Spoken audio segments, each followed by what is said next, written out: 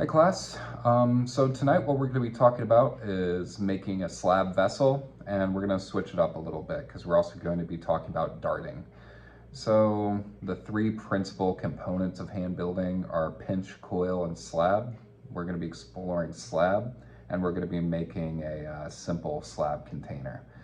But instead of using another flat slab as a bottom, we're going to be sort of shaping the bottom of the vessel into three distinct legs. It's gonna be sort of a tripod vessel instead of, having to join like another slab to the bottom to create something flat.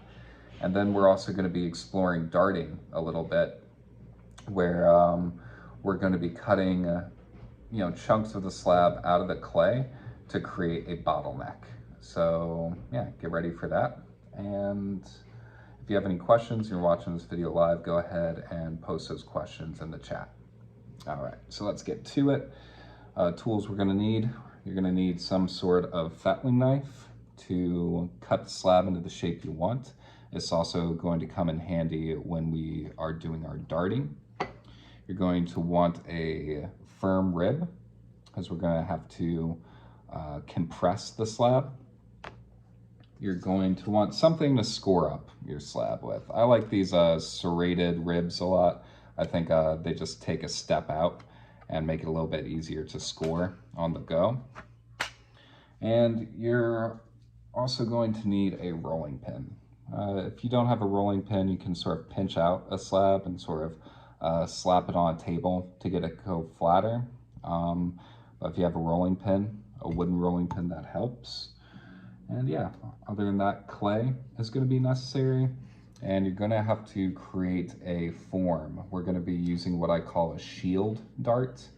It's a little form in the shape of a shield or a crest, and this is what's going to be our guide to create our bottleneck at the top of our vessel. All right, so let's get out our clay.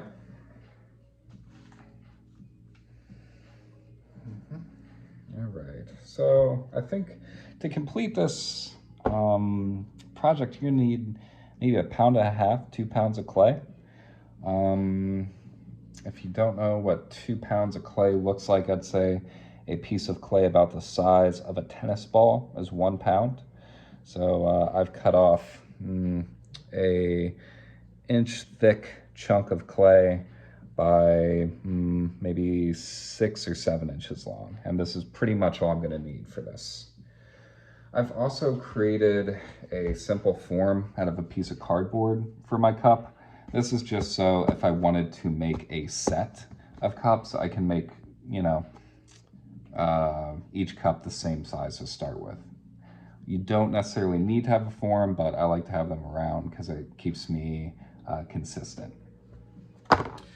And one thing about rolling pin is I notice when I use rolling pin to roll out my clay, it often stretches the clay in one direction. It doesn't make my clay much wider.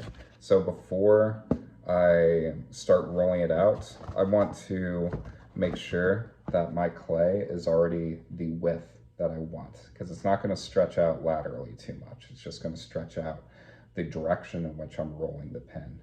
So what I like to do is I set my form down, and I just pinch this clay out to the width that I want.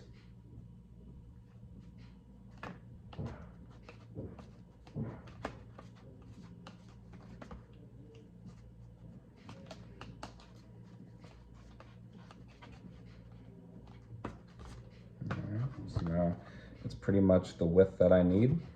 So I'll put that away.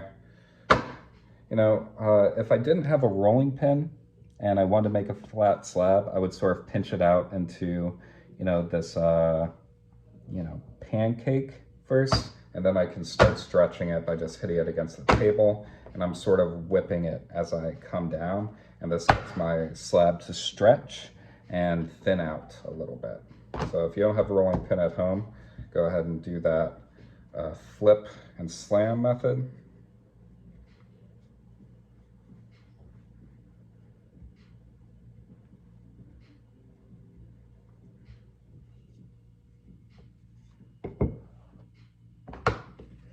Every time I use the rolling pin, I then flip my clay over because it can get stuck to this wedging surface that I'm using.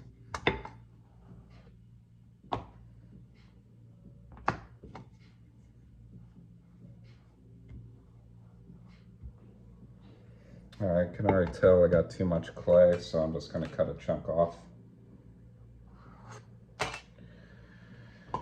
Put that to the side.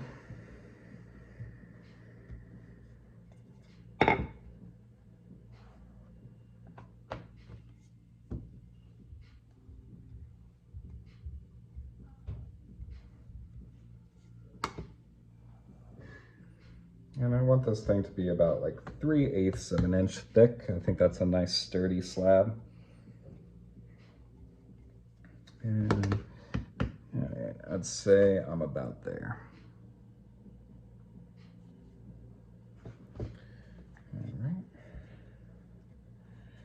All right, now let's get out our form and cut this into the shape that I need.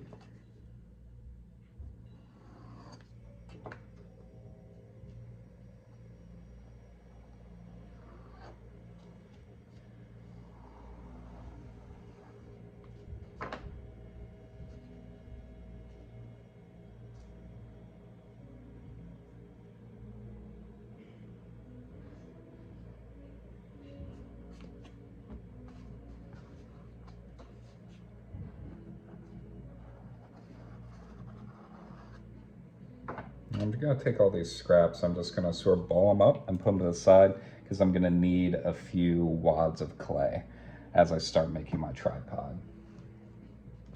All right, so I think that's good. All right, now what I'm gonna need is my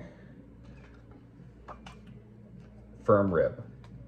Because every time I roll out a slab, I'm stretching the clay, it's creating these microscopic tears between the clay particles, and that can cause cracking both in the drying process and the firing process. So here, I'm just ribbing the clay. This does two things for my slab. It, one, removes the texture of whatever surface I'm rolling on top of, so I have a clean slate to decorate on. And it also compresses. It pushes those clay platelets closer together, making a stronger slab, less likely to crack, less likely to break, and less likely to tear, because we're gonna stretch this out a little bit, and I don't want this to tear open. All right, boom. So now I got a nice smooth slab. Now what we're gonna do is we, have to create a surface for our, cylinder to wrap around and fuse together, something to slip and score on. And so if I take this flat slab and I roll it into a cylinder, I'm gonna have a very large seam. And that will create a thick spot once I blend it together. And that's gonna be a problem because once you have a disparity of thickness in your slab, you can have a disparity in drying time. Like the thinner part of the slab will dry quicker than the thicker part. Clay shrinks as it dries, so the thin part will start shrinking, whereas the thick part is still holding on moisture. It'll stay the same shape, and that can cause like a stress fracture in the clay. So we need to do something to mitigate that. I'm noticing I have like a little chip on one edge of my slab, so I am going to remove that. So I'm gonna make an additional cut here.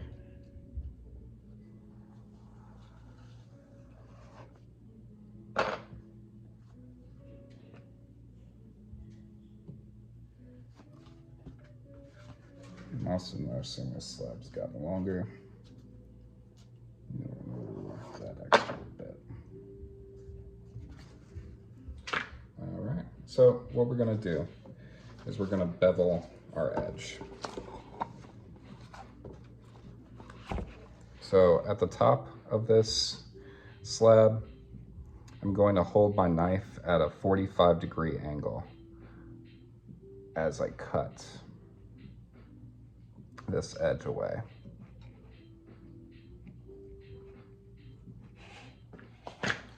So now I have a nice bevel on my slab.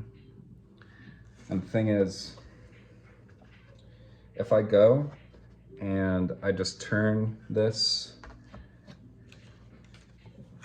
and I cut another bevel at the top,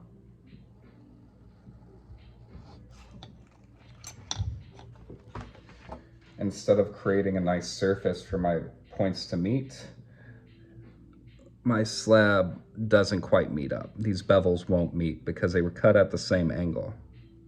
I want these two beveled edges to lock together. So what I'm going to do is I'm going to flip my piece upside down after my first cut. So now I got a bevel facing with the sharp edge on top. And now I'm going to go and I'm going to cut this area.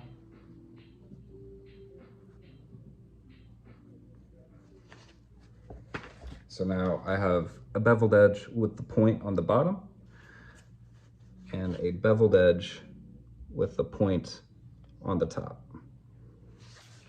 This way, now when I pick my slab up and I wrap these two edges together, these two beveled sides that were cut at opposing angles, they meet and they create a nice even surface that is less wont to crack.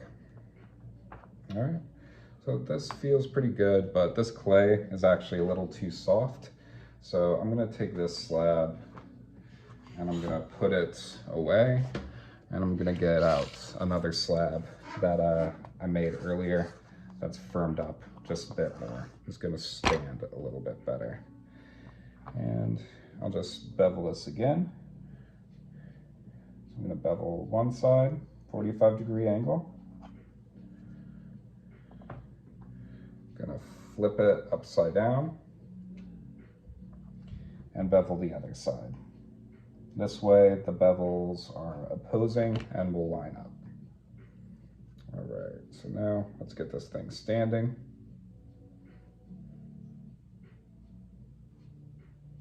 All right, so I'm gonna move this guy a little bit closer.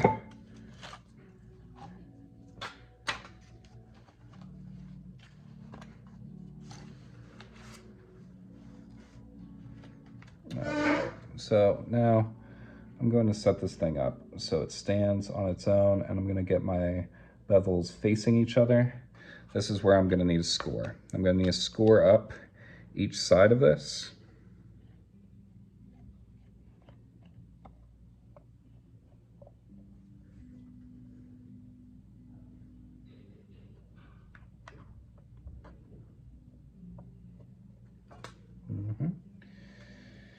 And now I'm going to get a little slip out.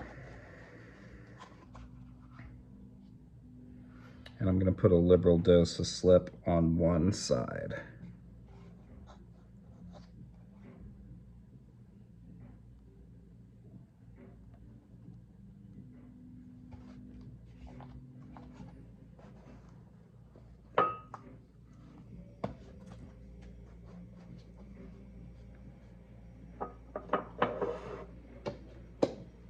All right, after that, let's start sealing up this seam.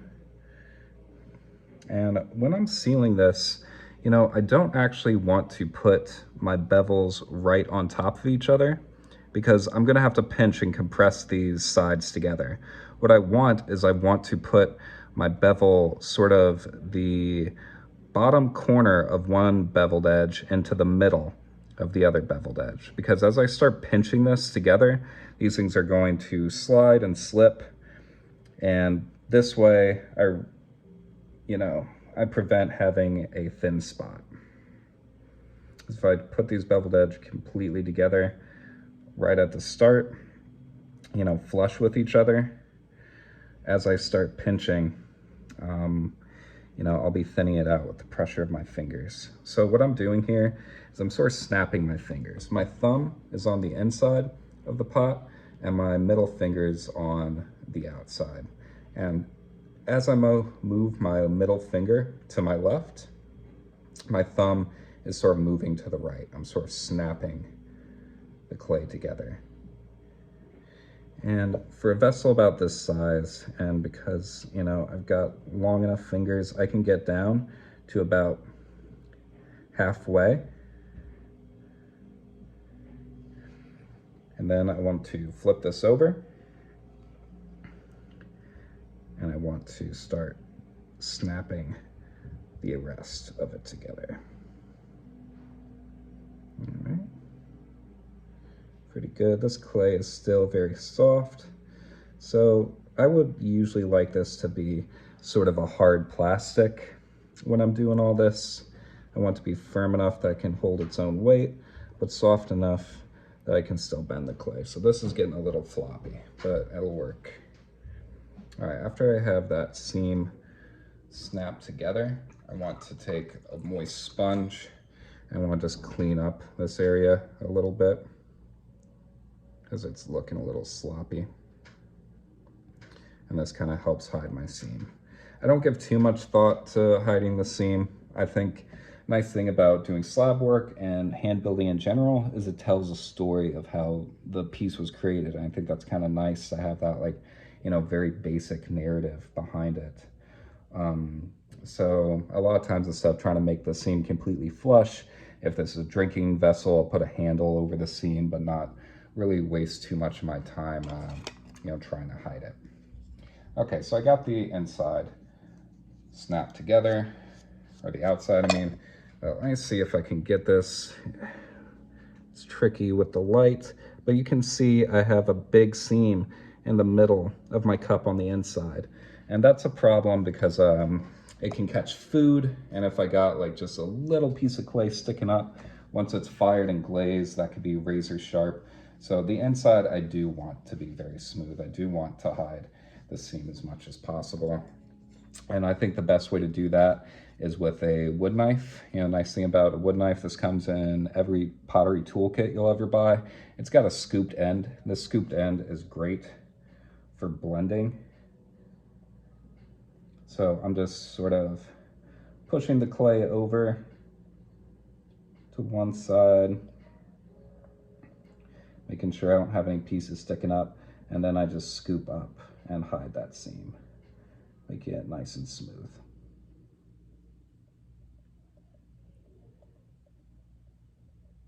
All right, flip it up, side down.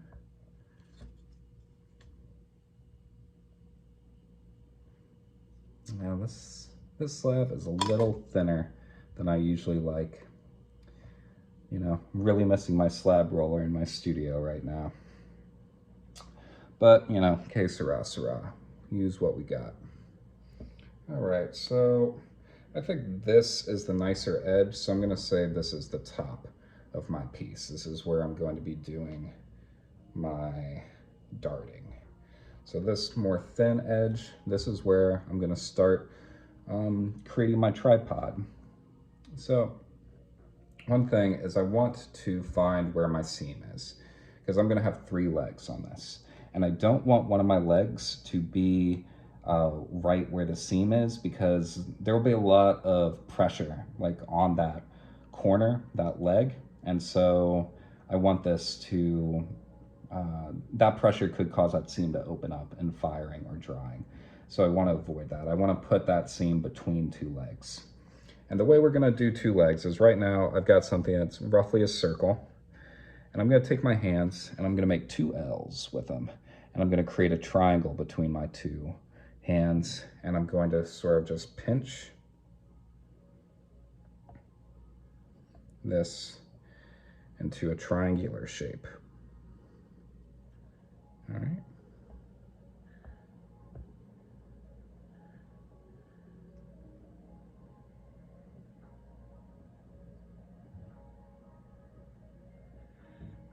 Once I have my triangle, I'm going to slowly start pinching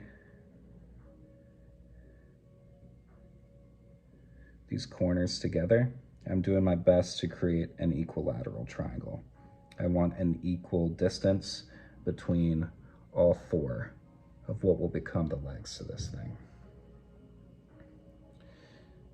All right, and I start pressing this in, just walking it together more and more. Now, at about this point in the process, we run into a little bit of a problem. It's because right now, pushing these things together, I'm creating a nice arch in between each of my legs. And I want to maintain that. I want this thing to look like it's sort of walking around. But if you check it out, I've got this triangle. I can't really like force all this clay together. You know, I could keep pinching this clay together, but the more I sort of start forcing this triangle together with its other sides, it'll cause that arch that I'm liking so much to start flattening out. So we got to do something else. So right now, to sort of get this thing sealed, I'm going to score up each of the legs. And I'm just going to get a little water and get some moisture on each leg, and I'm going to snap these things together. So I don't want them coming apart on me.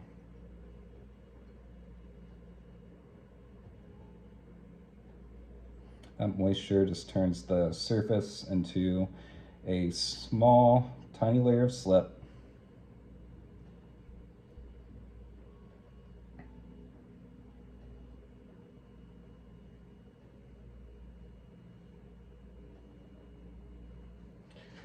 And sort of fuses them together. Now to address this gap, this is where that, ball of scraps comes in handy. First, I want to score up that triangle that's left over.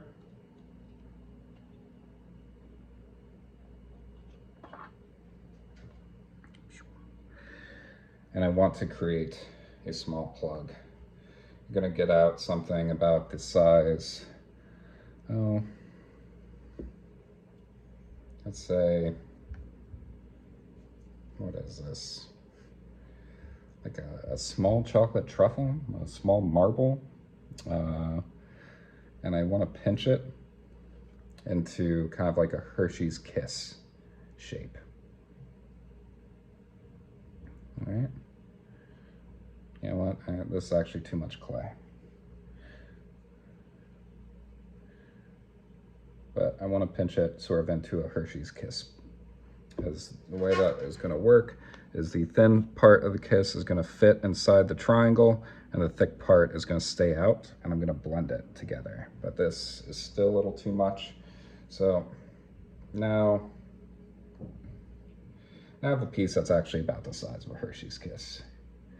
And what I'm going to do is I'm going to sort of pat this into a triangle now.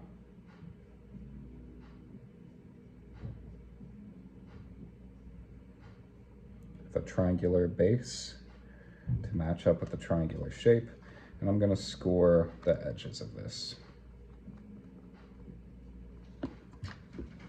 And I'm going to drop it on the floor. It's all part of the process.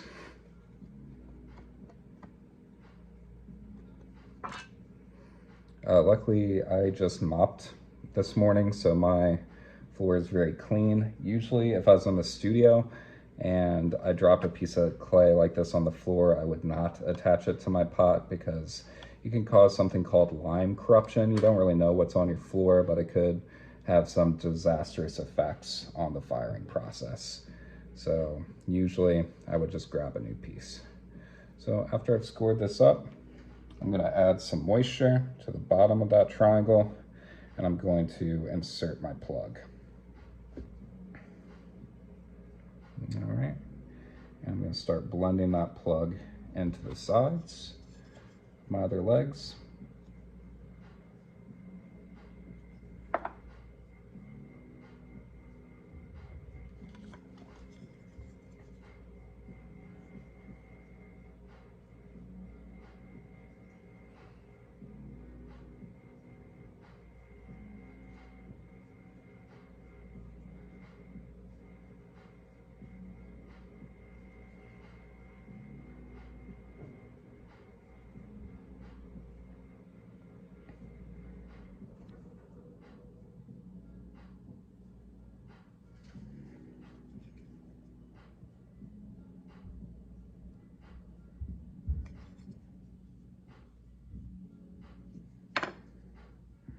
All right, but now you'll notice I kind of got a thick spot in the middle. I like to just take my fettling knife and remove some of that extra thickness and blend that all together.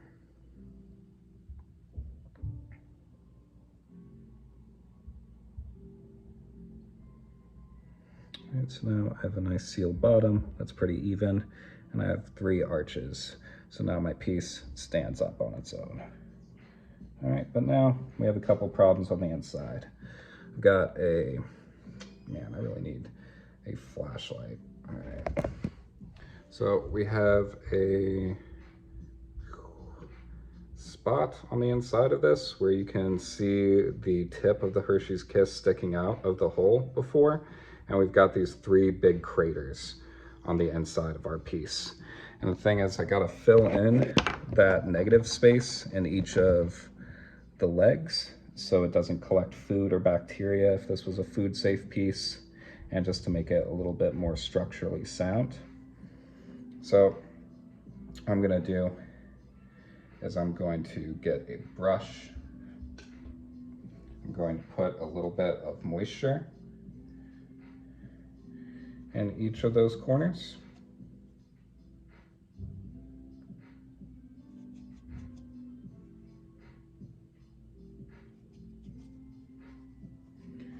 Just a little bit, I don't want to pool water, and I'm going to create 3 spheres out of that same scrap pile. And I'm going to drop those spheres in each corner.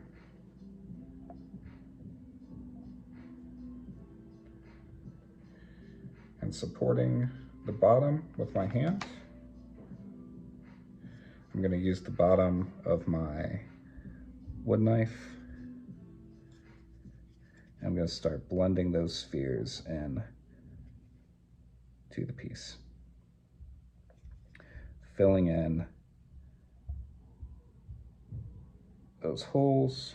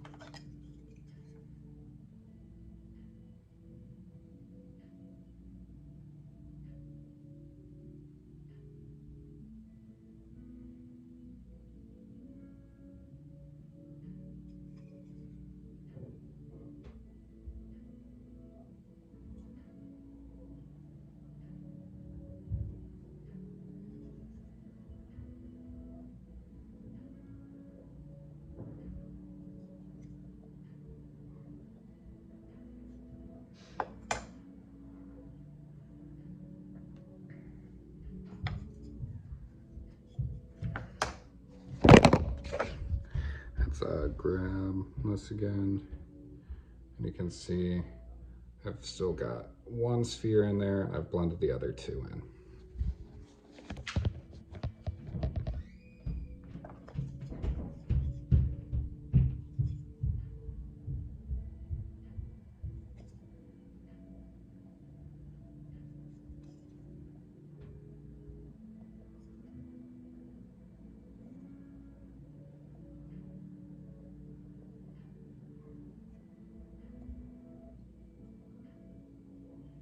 The last thing I'm doing, now that I have all those blended into the sides of my pot, I'm going to blend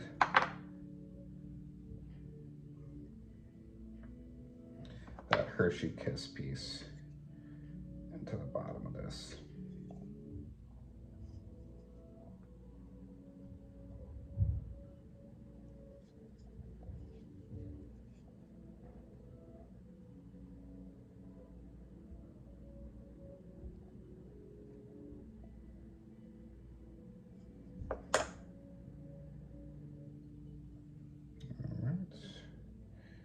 Go with my finger, can smooth that out a little bit. Now check the bottom, make sure this is all still good. All right. So now I have a nice tripod container.